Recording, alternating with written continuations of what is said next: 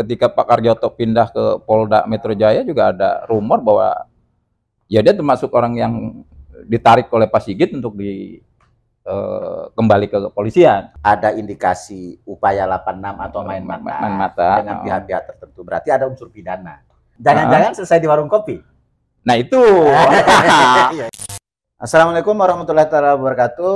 Waalaikumsalam. Selamat malam, salam sejahtera bagi kita semua. Om Swastiastu, Namo Buddhaya, salam kebajikan.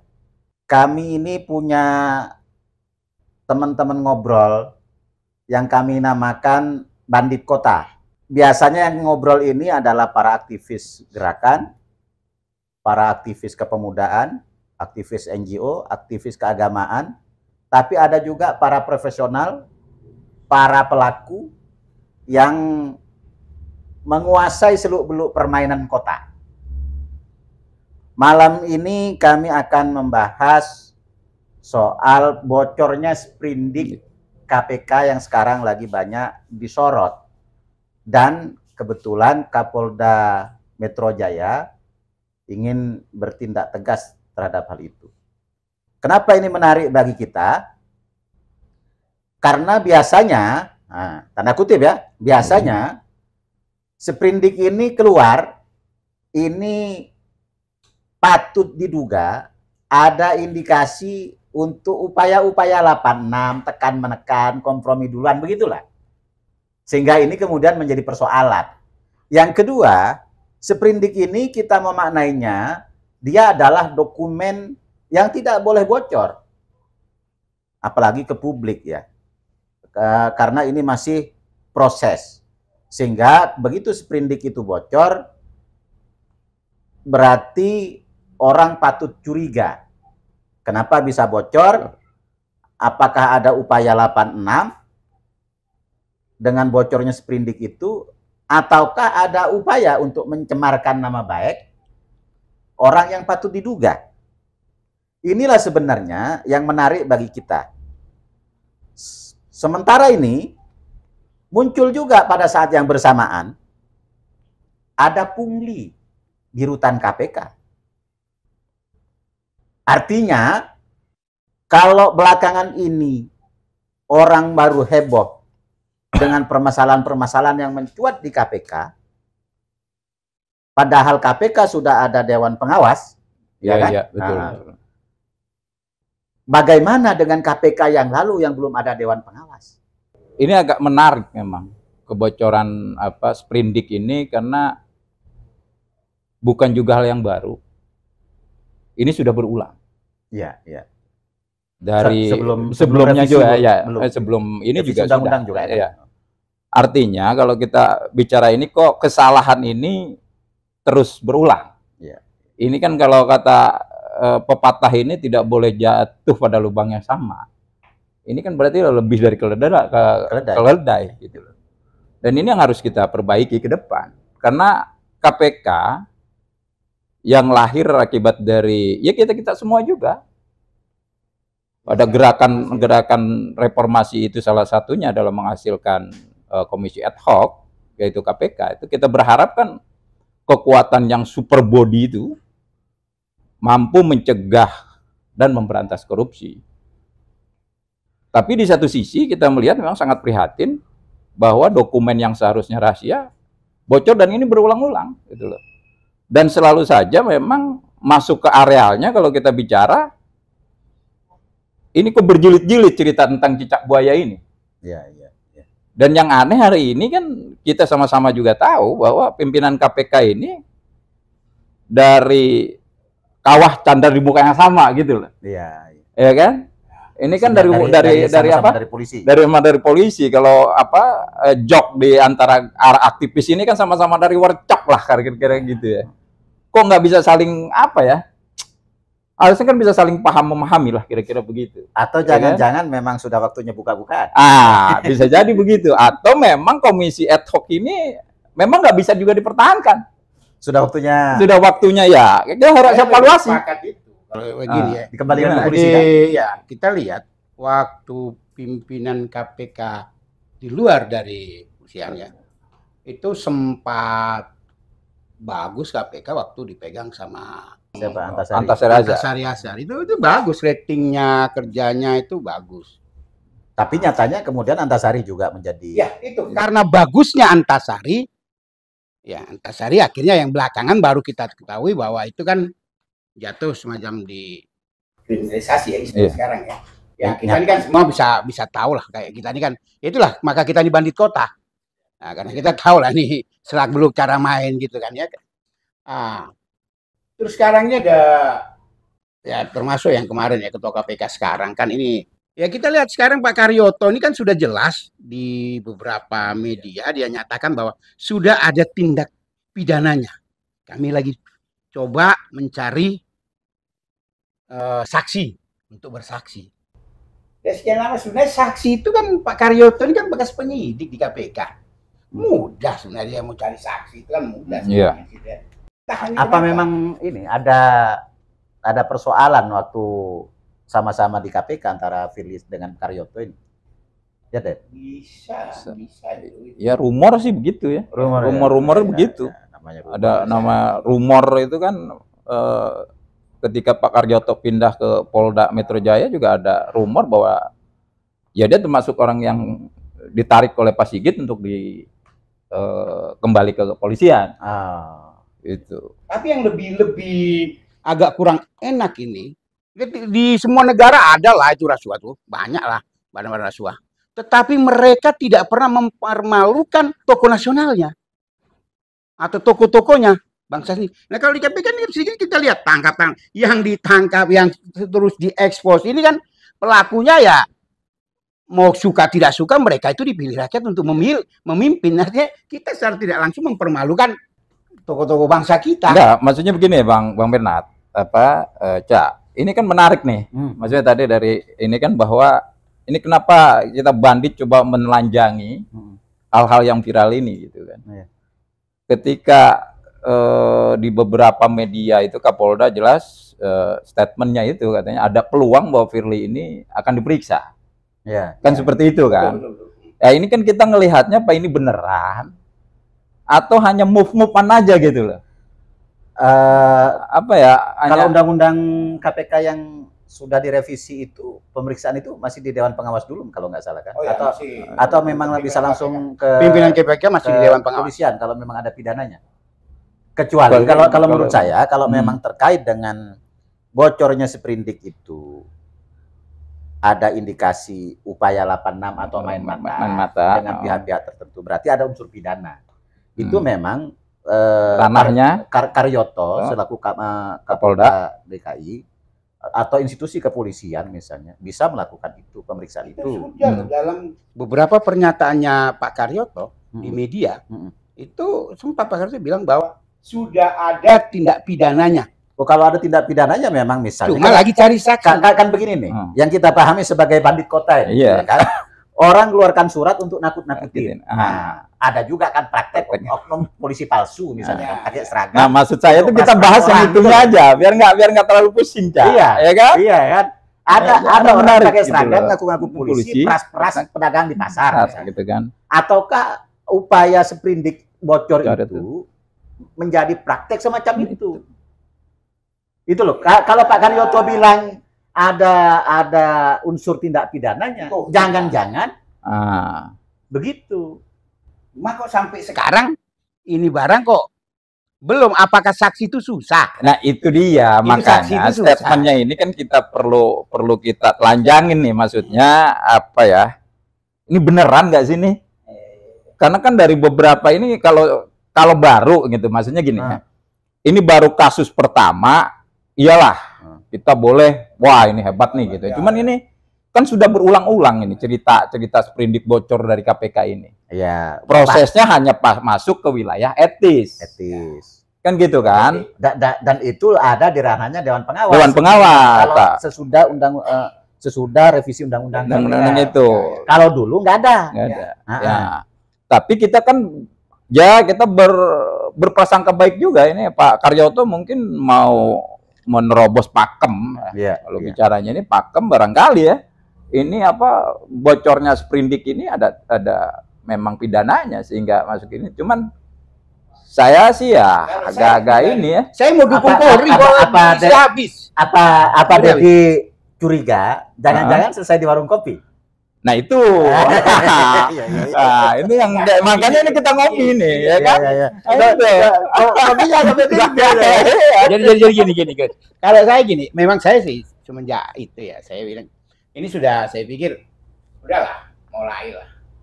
Coba Pak Karyoto ini buat terobosan baru. Selama ini dari pertama kali KPK dibentuk ya sampai sekarang belum ada penyidik atau wakil ketua KPK yang jadi tersangka atau gara-gara melakukan Abraham Samad ya atau apa yang waktu itu hanya masalah KTP saja. Itu KTP. Nah, tetapi tentang proses mereka proses tentang korupsinya kasusnya kan belum ada. Nah coba ini mungkin barangkali Pak Karyoto coba. Kita sebenarnya kalau mau buka-bukaan, ya kan, kalau tidak salah, ini cerita-cerita di warung kopi, ada dugaan, mereka ini kalau melakukan operasi, ada bak penampung, ya kan, tekan, setor sana, tekan, setor sana, gitu. Tidak langsung. Memang rumor itu sempat didengar. Rumor sempat panas itu kita dengar ya. Pokoknya gitu lah. Rumor kan. Ya namanya kita banditan kayak gini. Lah iya. Banditan kan bandit gitu ya.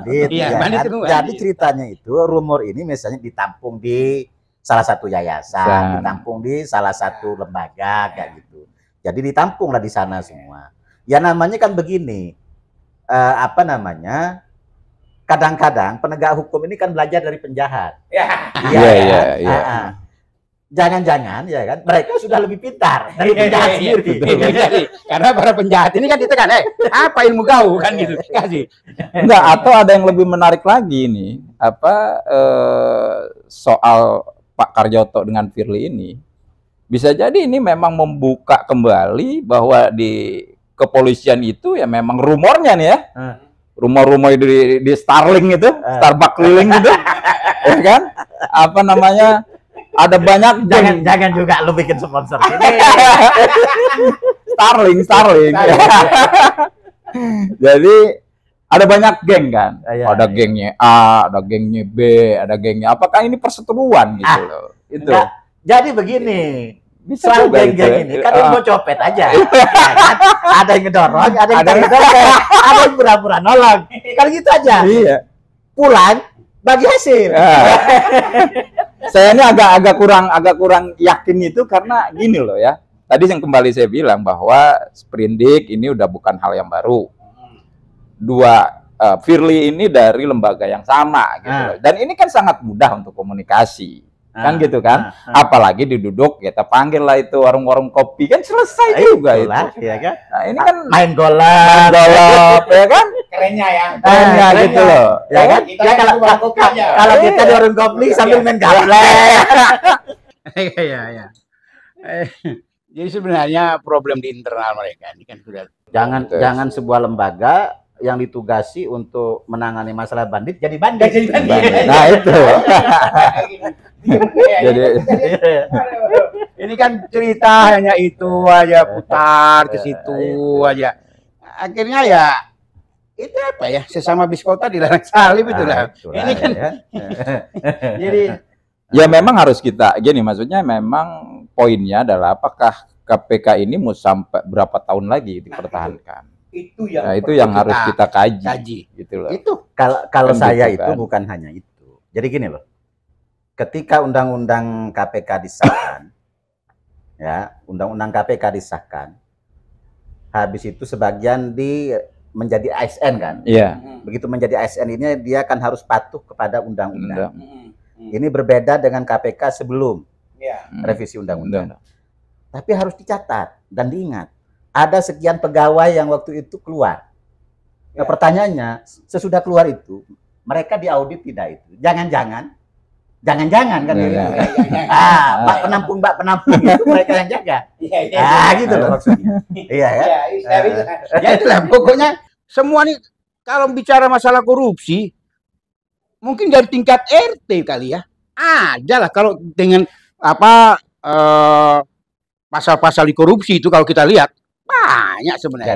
Jadi di ilmu bandit itu kejahatan itu kalau yang kecil-kecil dan tidak direncanakan itu pasti ketahuan. Kalau yang besar itu pasti nggak ketahuan, apalagi direncanakan. Karena buat nutupi jejak ada modal, ya kan? Terus habis itu untuk kabur ada modal dia, ya. Untuk nutup ada modal. Jadi memang kalau mau melakukan kejahatan jangan tangguh. Besar sekali ya. Harus besar sekali. Itu bandit ya. Bandit.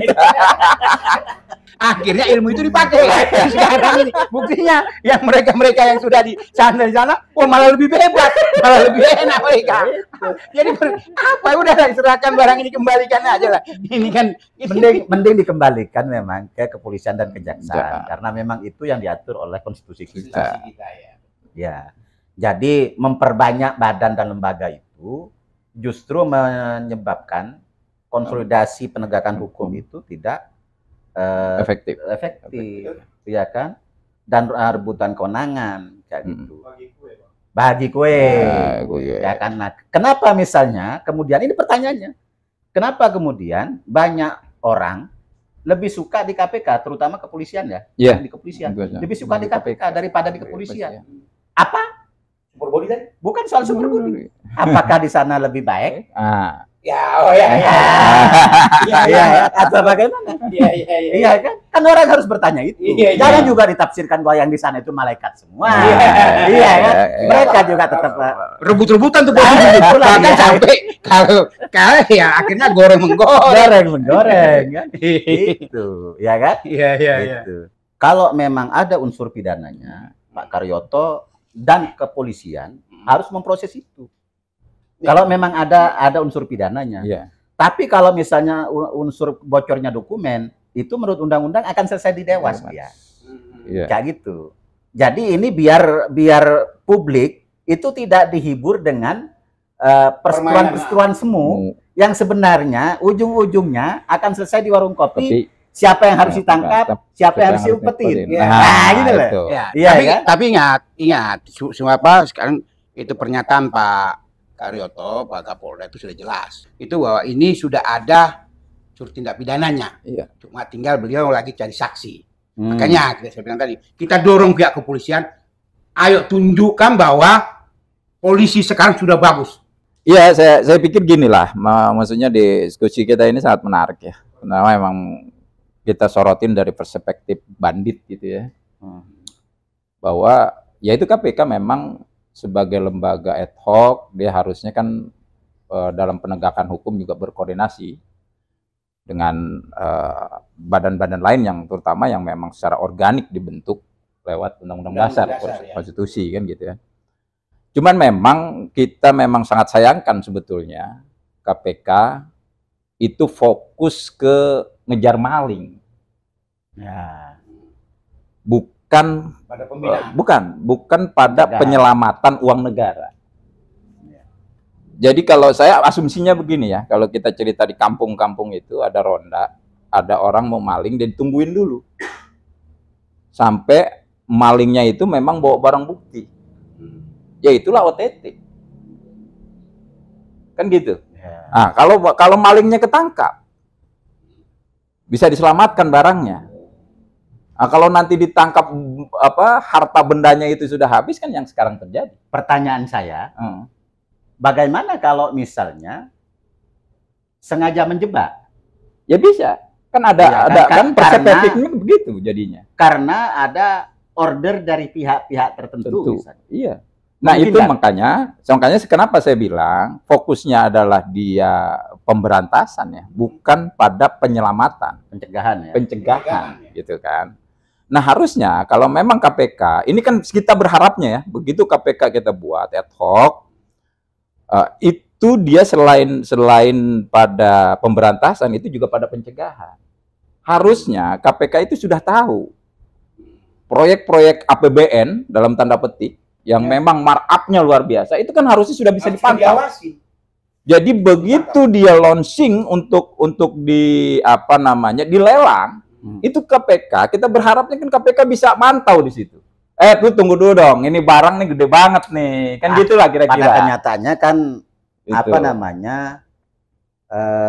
PPATK bikin laporan yang dinons oleh Menko Polhukam, ya. Kan tidak di-follow up.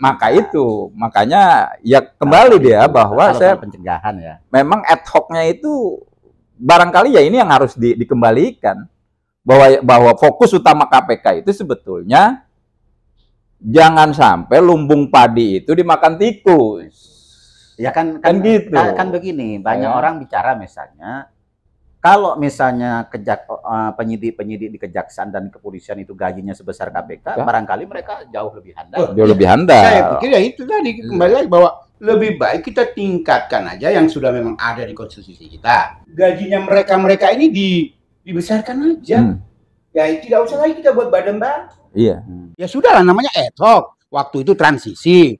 Nah, begitu sekarang kita semua ini kan melek ini. Oh ya udah gini. Ya udah kita serahkan aja ke itu. Enggak, tapi memang kita perlu ada lagi satu, kita ngobrol-ngobrol lagi. Ini khusus memang apakah masih kita perlukan KPK ini. Nah, itu nanti ke depannya lah, gitu kan? Ya. Artinya karena ini kan panjang. Ya, kalau kita bicara KPK nanti kita bedahnya panjang ini, ya kan? Dan oknum-oknumnya. Dan oknum-oknumnya gitu kan. Nah, itu nantilah kita bahas ya. Jadi KPK dan oknum-oknumnya. Nah, KPK dan oknum-oknumnya. Kita tidak boleh mengeneralisir semuanya. Tapi tetap ada juga yang baik-baik, mereka memang mau tugas di situ. Karena ya mereka juga yang tadinya niat baik, tahu-tahu ya Bapak tahu sendiri. Seandainya kita mau tadi kumpul masuk di situ jadi virus, malah ini akhirnya kalau saya enggak berbuat, saya nanti malah dimusuhin, malah enggak benar saya kan gitu kan. Jadi ya sempat itu waktu itu.